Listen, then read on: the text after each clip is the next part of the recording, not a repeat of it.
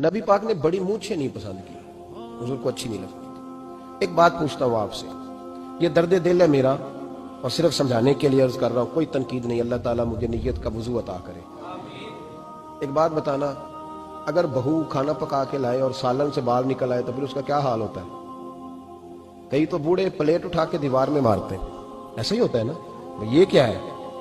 اور اگر کبھی روٹی سے نکل آئے تو بیوی صاحبہ کا کیا حال ہوتا ہے؟ یہ کوئی طریقہ ہے کھانا پکانے کا؟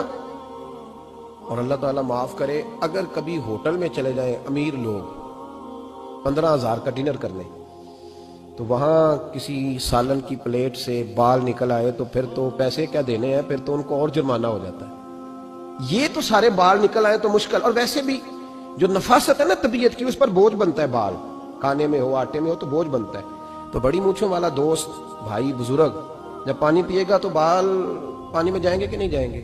حکیم اور ڈاکٹر کہتے ہیں کہ کینسر کے مرض کا خطرہ ہے، اور ایک مقام پہ رسول پاک علیہ السلام نے یہاں تک فرمایا کہ جو مونچھیں پست نہیں کرتا وہ ہم میں سے ہے ہی نہیں۔ ایک شخص نبی پاک کے سامنے آیا، قاضی عبدالدائم دائم صاحب نے لکھا ہے، بڑی خوبصورت بات لکھی ہے، کہنے لگے حضور کے سامنے وہ اکثر آیا کرتا تھا تو مونچھیں بڑی تھی، حالانکہ داڑھی بھی بڑی تھی، مونچھیں بھی بڑی تھی۔ 2-4 دفعہ حضور نے باتوں باتوں میں طاعت اللفظ سمجھایا، کچھ بندے نہیں سمجھتے، طاعت اللفظ سمجھاؤ یا بڑا کھول کھول کے سمجھاؤ پر بات سمجھنے کو تیار نہیں ہوتے۔ پتہ نہیں کیا ایسا حسن ہے بھئی، جو حسن نبی پاک نے پسند نہیں کیا وہ کبھی حسن ہو سکتا ہے، کبھی خوبصورتی ہو سکتی ہے، وہ کسی کا ذاتی کلچر تو ہو سکتا ہے پر دین کی تہذیب نہیں۔